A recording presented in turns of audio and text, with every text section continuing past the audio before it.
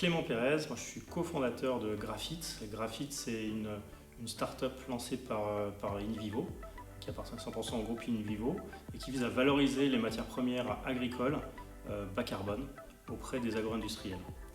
Donc on fait partie d'un grand groupe qui est InVivo, c'est l'Union des coopératives françaises. On a à peu près 180 COP qui sont adhérents de l'Union. Voilà. Et comme je disais, l'idée de cette société Graphite, c'est de valoriser les matières premières agricoles.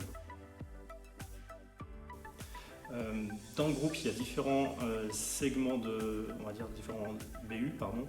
Donc il y a l'activité grand public avec les jardineries, il y a l'activité malterie où on est leader du malt au niveau mondial, il y a l'activité meunerie, biscuiterie, etc. Et nous, on est dans la partie négoce internationale, voilà, parce que c'est là où il y a du sens finalement d'avoir logé cette activité-là, parce qu'on doit gérer autant les problèmes de qualité, les problèmes logistiques, les problèmes de prix pour un agro-industriel, et on ajoute à ça la partie risque carbone pour la valorisation de ces matières premières. Pourquoi on a choisi de développer cette activité? C'est assez simple, ça fait finalement 4 ans qu'on travaille sur la valorisation bas carbone. Ça vient des marchés des biocarburants. À la base, moi je suis trader oléagineux, donc je m'occupe d'acheter et de vendre des colzas, des tournesols et du soja en France. Et le principal débouché de ces matières premières-là, c'est les biocarburants. Et donc au niveau des biocarburants, il y a une directive européenne qui pousse à réduire les émissions carbone de ces biocarburants-là. Donc pour ce faire, on a réussi à aller motiver les agriculteurs à changer leurs pratiques pour aller valoriser finalement ces matières premières faibles émettrices en carbone. Et donc on a créé un marché avec une prime associée pour inciter les agriculteurs à changer leurs pratiques,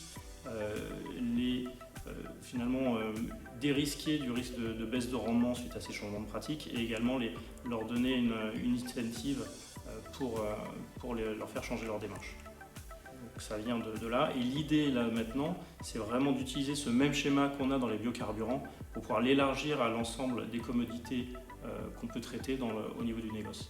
Donc le transposer finalement au tournesol, au blé, au maïs, à l'orge, l'ensemble des grandes pratiques, des grandes commodités agricoles. Donc voilà, aujourd'hui on a réussi à le faire sur le colza, sur le tournesol. Le blé, on a traité nos premières tonnes, et on est en train de travailler pour le maïs et demain les orges. Alors oui, on est satisfait du résultat de cette première campagne, puisqu'on a pu traiter plus de 160 000 tonnes de matières premières bas carbone, ce qui représente environ une économie de carbone de près de un peu moins de 200 000 tonnes d'équivalent CO2. Donc c'est un volume qui est important, ça montre bien que notre modèle peut être mis à l'échelle.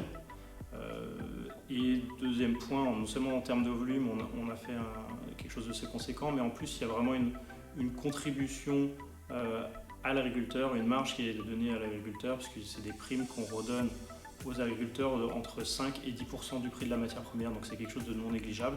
Et du coup, ça va permettre à l'agriculteur de se dérisquer par rapport à ces changements de pratique, mais également l'inciter à aller dans ce schéma-là, et donc amener le plus d'agriculteurs possible dans ce genre de démarche.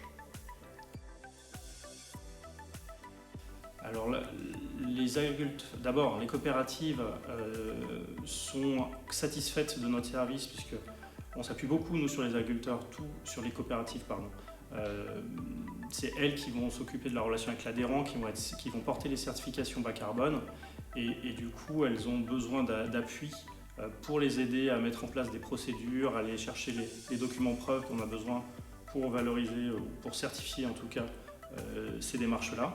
Et du coup, nous, on fait de la veille réglementaire pour elles, on les accompagne, on met en place des procédures avec elles. Donc ça, c'est tout ce qui est la partie, on va dire, qualité, et ça s'appuie beaucoup sur nos services. Sur la partie commerce également, ils sont satisfaits parce que nous, on va toujours chercher le meilleur prix à l'instant donné pour valoriser au mieux les efforts qu'ont pu faire les agriculteurs dans cette optique-là. Et donc l'intérêt pour les agriculteurs, c'était que c'est quelque chose de très tangible finalement, à l'inverse d'un crédit carbone où finalement on va faire le travail et tout ce qu'on a pu valoriser, ça va aller être utilisé par quelqu'un qui n'est pas du tout du secteur agricole.